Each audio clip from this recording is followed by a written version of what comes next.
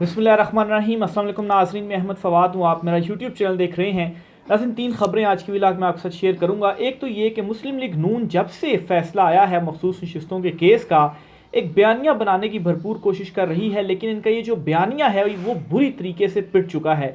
बल्कि इनके जो तज्ज़ियाकार हैं वो भी इस बुरे अंदाज में इनके बयानिए को पेश कर रहे हैं कि जो बचे कुछ वर्कर थे भी मुस्लिम लीग नून के, वो भी इनसे अब दूर होते जा रहे हैं। कुछ तफसीलात आपके साथ में शेयर करूंगा कि किस तरीके से ये मीडिया कंपेन कर रहे हैं, बयानिया बनाने की कोशिश कर रहे हैं और उसमें बहुत सारी गलत बयानी भी की जा रही है। काउंटर भी आज की व्लॉग में इन चीज़ों को करने की कोशिश करूंगा। दूसरे नंबर पर सिकंदर सुल्तान राजा साहब जो हैं, इनके गिर्द घेरा तंग होता जा रहा है और अब सिकंदर सुल्तान राजा के इस्तीफे तक जो मामला है वो सिर्फ नहीं रहा, बल्कि अब जो मामला है वो आर्टिकल 6 तक पहुंच चुका है। राजा साहब क्यों घबराए हुए हैं, इनके हवाले से क्या मामला चल रहे हैं, कुछ एक्सक्लूसिव डिटेल्स आपके साथ शेयर करूंगा। और आखिर में नाज़रीन, पाकिस्तान तहरीक इंसाफ की जो कानूनी टीम है, जो वकला हैं, वो प्रोएक्टिव नहीं हैं। और इमरान खान साहब और बुशरा बीबी की जो दोबारा गिरफ्तारियां डाली गई हैं, इनमें बुशरा बीबी की जो गिरफ्तारी थी उससे बचाया जा सकता था उनको, अगर पीटीआई की जो कानूनी टीम है वो प्रोएक्टिव होती।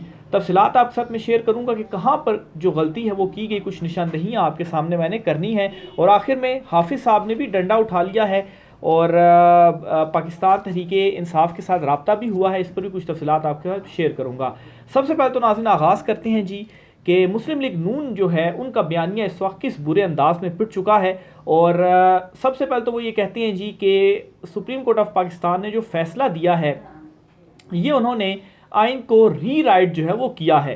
यानी कि इस हद तक इस वक्त मुस्लिम लीग नून चली गई है कि सुप्रीम कोर्ट ऑफ पाकिस्तान के फैसलों को वो ये कह रहे हैं जी कि आपने आइन को री राइट जो है वो इस फैसले के अंदर किया है। तो यहाँ से एक तो उनकी जो फ्रस्ट्रेशन है आप उसको समझ लें कि किस हद तक वो फ्रस्ट्रेट हो चुके हैं। लेकिन जो है वो दिल की तसल्ली के लिए इस किस्म के बयानात जो हैं वो दे रहे हैं, तो बिल्कुल देते रहे। वर्कर ऑलरेडी उनसे मायूस हो चुका है और जहाँ पे ये आइन को रीराइट करने की बात कर रहे हैं तो इनकी अपनी औकात ये है कि 17 सीटें भी ये नहीं जीत पाए थे और इस वक्त ये हुकूमत बनाकर बैठे हुए हैं और ये बात कर रहे हैं कि आइन को रीराइट किया और कैसे सुप्रीम कोर्ट के फैसलों की खिलाफ वर्जी की, सुप्रीम कोर्ट के फैसले इन्होंने नहीं माने और अब ये कह रहे हैं कि आइन को जो है वो रीराइट किया गया। फिर इसी तरीके से जी अब ये एक और नया काम कर रहे हैं अपना गुस्सा निकालने के लिए।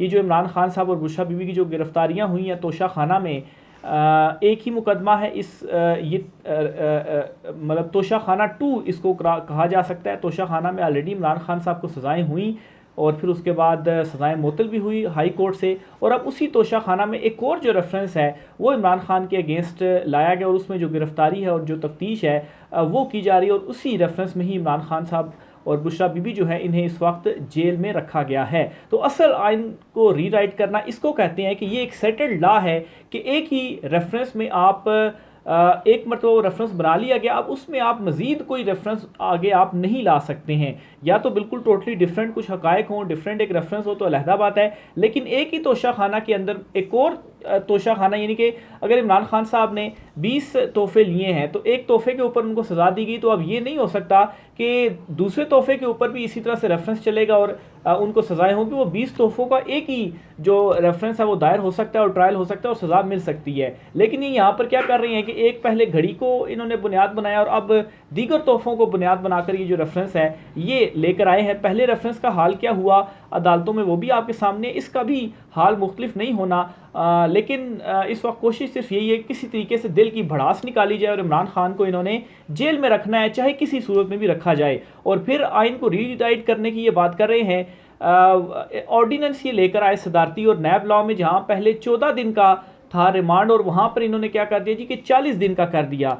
और अब जो इमरान खान साहब की और बुशरा बीबी की गिरफ्तारी हुई है, ये 40 दिन तक तो ज़मानत की दरख्वास्त इमरान खान साहब दायर नहीं कर सकते और ये ऑर्डिनेंस लाया गया और स्पेशल इमरान खान के हवाले से ये जो ऑर्डिनेंस है वो लाया गया और आज उसके ऊपर जो इम्प्लीमेंट है वो भी किया गया। तो आइन को कौन रीराइट कर रहा है, कानून के साथ कौन खिलवाड़ कर रहा है, वो आप लोग खिलवाड़ जो है वो कर रहे हैं। लेकिन अगेन मैं यही कहूँगा कि दिल की तसल्ली के लिए इस किस्म की ये जो चीज़ें हैं वो कर रहे हैं, लेकिन इस चीज़ों से भी इनकी जो तसल्ली है वो नहीं हो सकती। फिर इसी तरह से ये कहते हैं जी कि सुप्रीम कोर्ट ऑफ पाकिस्तान ने जो फैसला दिया, सुन्नी इत्तेहाद कौंसिल ने रिलीफ मांगा था, लेकिन relief supreme court of Pakistan ने PTI को दे दिया।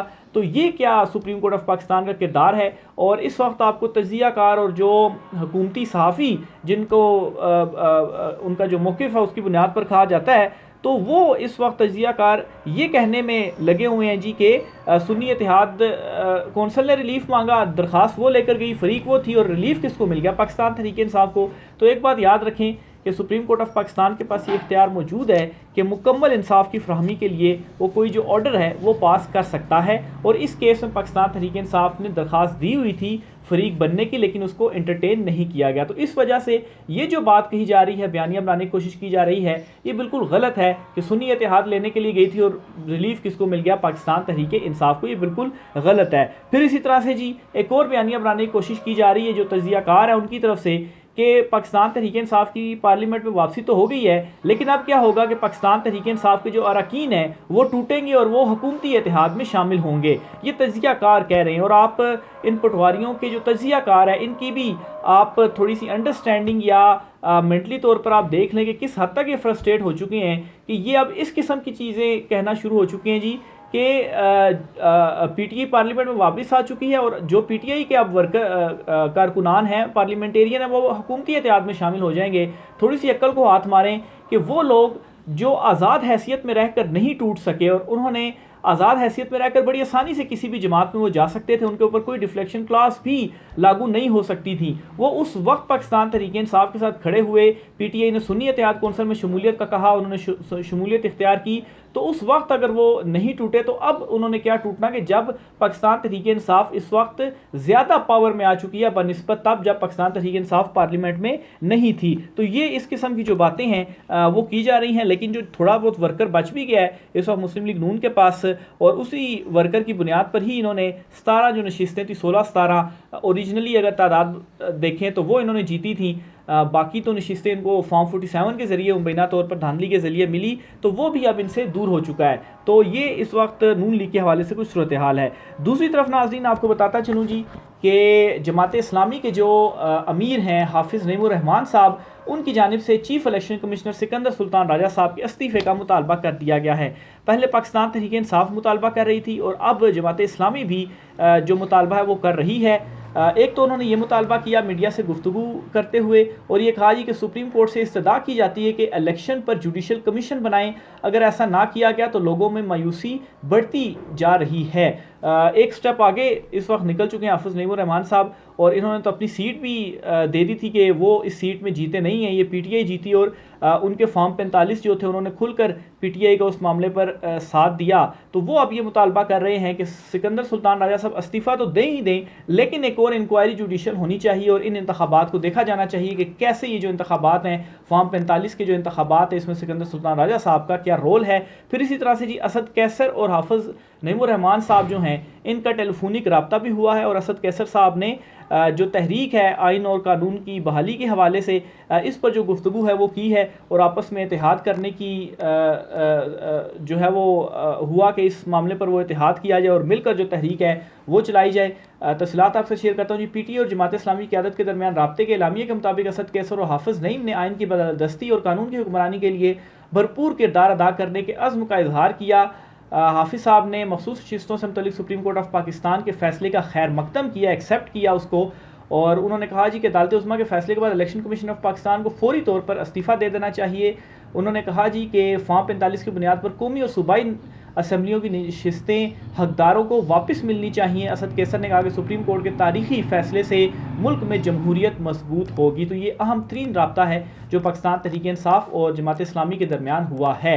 एतजाज़ एहसन साहब की जानिब से भी बड़ा मुतालबा सामने आया है और उन्होंने कहा है कि सिकंदर राजा की जानिब से फ्रॉड इलेक्शन करवाए गए, सारे निज़ाम को बर्बाद करने वाले, अवामी राय को यकसर नज़रअंदाज करने वाले गैर आइनी ताकतों के कठपुतली सिकंदर राजा को हथकड़ी लगनी चाहिए। यानी कि जी ना सिर्फ इस्तीफ़ा बल्कि ये आर्टिकल 6 की तरफ जो मामला है वो भी सिकंदर सुल्तान राजा के खिलाफ जा रहा है। और एतजाज़ एहसन साहब का कहना है कि इनके खिलाफ आर्टिकल 6 के तहत जो कार्रवाई है वो चलाई जाए। इन्होंने अवामी मैंडेट के ऊपर जो डाका मारा और जिस तरीके से इन्होंने जो इंतखाबात हैं वो करवाए हैं, तो सिकंदर राजा के अगेंस्ट जो घेरा है वो तंग होता जा रहा है। अदलिया ऑलरेडी डट कर खड़ी हुई है, मुदाखलत के ऊपर रिएक्ट भी कर रही है और जो आईन कानून के मुताबिक केसेस हैं उनको देख रहे हैं और फैसले भी किए जा रहे हैं। अब एक चीज़ बड़ी इंपॉर्टेंट इस वक्त जिसकी तरफ सबकी नज़रें भी होंगी वो फॉर्म 45 वाला मामला और इलेक्शन ट्रिब्यूनल्स का मामला है कि chief justice Lahore high court justice Aliya Neelam उस पर क्या फ़ैसला करती हैं और इस्लामाबाद का जो ट्रिब्यूनल है वो कब बहाल होता है और वो उसके ऊपर क्या फ़ैसले करता है। तो एक यही आखिरी चीज़ रह गई है।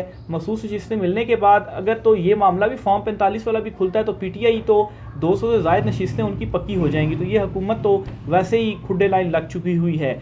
इसी वजह से ये इस्तीफ़े की और असम्बलियाँ तहलील करने की इस वक्त जो बातें हैं वो भी हो रही हैं। ज़ाहिर सी बात है जब देखेंगे हुकूमत हमारी रही नहीं तो फिर असम्बलियाँ तहलील करना ही बेहतर है या इस्तीफ़ा देना ही बेहतर है ख़ुद को फेस सेविंग देने के लिए। तो सिकंदर सुल्तान राजा साहब इस तमाम सिचुएशन में आप बुरे तरीके से फंस चुके हैं। आगे चलते हुए जो पाकिस्तान तहरीक इंसाफ की गलती थी, बुशरा बीबी साहिबा की गिरफ्तारी को वो रोक सकते थे, वो आपके साथ शेयर करता हूँ। देखिए तोशा खाना जो 2 बनाया गया इसमें गिरफ्तारी डाली गई इमरान खान और बुशरा बीबी की। इसमें जब कॉल-अप नोटिस जारी किए गए थे इमरान खान और बुशरा बीबी को, तो इन कॉल-अप नोटिस को इस्लामाबाद हाई कोर्ट में चैलेंज किया गया था और 2 रुकनी बेंच के सामने ये मामला रखा गया था कि ये जो कॉल-अप नोटिस हैं इन पर जल्द जो बेंच है वो बनाया जाए इस पर समाअत करने के लिए। तो इस्लामाबाद हाई कोर्ट ने क्या किया था जी, जाकर अक्टूबर में इन कॉल-अप नोटिस पर जो बेंच है जी बना दिया और समाअत के लिए मुकर्रर किया गया। तो अब इसमें एक तो बड़ा सवाल ये है कि इस्लामाबाद हाई कोर्ट से कहा गया कि जल्द इसके ऊपर बेंच बनाया जाए, समाअत के लिए मुकर्रर किया जाए, और इस्लामाबाद हाई कोर्ट ने अक्टूबर में इसको जाकर रख दिया। फिर दूसरी तरफ ये भी इसमें मामला है जी कि चलें इस्लामाबाद हाई कोर्ट ने तो ये कर दिया, आप दोबारा से अदालत 2 रुकनी बेंच के सामने और इस्लामाबाद हाई कोर्ट में दरख्वास्त दे सकते थे कि अक्टूबर में नहीं जल्दी समाअत की जाए, अक्टूबर में तो बहुत लेट हो जाएगा और अभी उस दरख्वास्त का भी कोई फ़ायदा नहीं क्योंकि जो गिरफ्तारी है वो डाल दी गई है। गिरफ्तारी डाल दी गई तो कॉल-अप नोटिस चैलेंज करने का अब कोई मकसद नहीं रहा, वो गैर मौसर हो चुकी हैं दरख्वास्तें। एक तो ये, दूसरे नंबर पर पाकिस्तान तहरीक इंसाफ ने क्या किया कि इन कॉल-अप नोटिस पे ज़मानत कबल अज़ गिरफ्तारी की दरख्वास्तें दायर की जा सकती थी, लेकिन वो दरख्वास्तें भी दायर नहीं की गई, जबकि साफ नज़र आ रहा है इमरान खान साहब के केसेस के हवाले से जब वो चल रहे हैं उनको रिलीफ मिल रहा है आईनो कानून के मुताबिक। इद्दत में भी कल उनको जो रिलीफ है वो मिल गया है और उनकी गिरफ्तारियां डाली जाएंगी, उनको मज़ीद गिरफ्तार किया जाएगा। तो यहाँ पर सुस्ती दिखाना और प्रोएक्टिव PTI के वकला का ना होना ये बहुत बड़ा सवालिया निशान है कि वो ज़मानत कबल अज़ गिरफ्तारी की दरख्वास्त दे सकते थे और रिलीफ भी शायद मिल जाता बुशरा बीबी को। तो इमरान खान तो नहीं लेकिन बुशरा बीबी की हद तक, क्योंकि उनकी गिरफ्तारी इसी केस में है। तो अगर ज़मानत कबल अज़ गिरफ्तारी हो जाती तो फिर उसके बाद वो रिहा हो सकती थी अडियाला जेल से।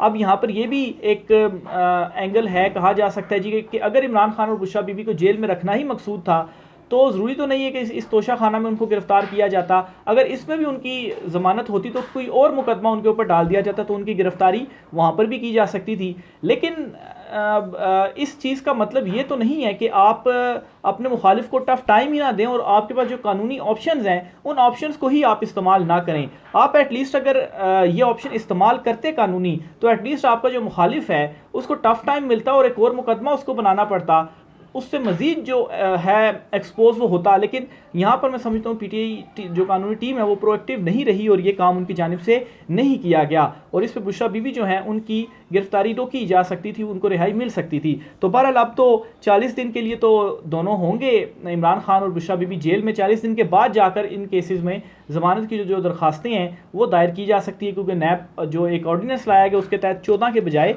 40 दिन की जो वो है वो रखी गई कि 40 दिन का जो रिमांड है वो होगा। इसी तरह से इन केसेस में लॉ मिनिस्ट्री की जानिब से भी एक नोटिफिकेशन जारी किया गया और उस नोटिफिकेशन के मुताबिक जो है वो इंक्वायरी की जो इजाज़त है वो दे दी गई है अडियाला जेल में। और लॉ मिनिस्ट्री जाहिर सी बात है फिर वो तो हुकूमत ही है, तो उन्होंने बड़ी जल्दी इकदाम करने थे और आज संडे वाले दिन भी ये जो इकदाम है वो लॉ मिनिस्ट्री की जानिब से किया गया, हालांकि आज छुट्टी का दिन होता है। बहरहाल ये काम उनकी जानिब से किया गया। इलेक्शन कमीशन ने पाकिस्तान तहरीक इंसाफ इंट्रा पार्टी इंतखाबात केस जो है उसे समाअत के लिए मुकर्रर कर लिया है। 5 रुकनी बेंच समाअत करेगा और 23 जुलाई की जो तारीख है वो मुकर्रर की गई है। बिलाखिर जी इंट्रा पार्टी इंतखाबात समाअत के लिए मुकर्रर हो चुका है। इलेक्शन कमीशन को एक PTI के ही इंट्रा पार्टी इंतखाबात मिले, यानी के ऊपर ही वो समातें कर रहा है और 2-3 मरतबा तो ये डी लिस्ट भी हो चुकी है, कास्ट लिस्ट। मेरे ख्याल से शायद इसी वजह से ही हुई होगी कि सही वक्त आने दें, फिर उसके बाद दोबारा कार्रवाई करके तो दोबारा इनके अगेंस्ट कुछ किया जाएगा। बहरहाल 23 तारीख को देखेंगे इलेक्शन कमीशन ऑफ पाकिस्तान क्या करता है। आखिर में फैसल वावडा साहब ने बयान दिया है, बहुत से मराहिल और केसेस बाकी हैं, इमरान खान की रिहाई अभी मुमकिन नहीं है। इद्दत केस बहुत शर्मनाक था जिसमें ज़ाती ज़िंदगी को सियासत में जो है वो लाया गया। अच्छा, एक तो फैसल वावडा साहब को हर बात पता होती है, इमरान खान के अगेंस्ट अभी और भी मराहिल और भी केसेस हैं। इनके प्रोसिक्यूशन ने अभी कोई केस या गिरफ्तारी डाली नहीं, लेकिन फैसल वावडा साहब को पता है।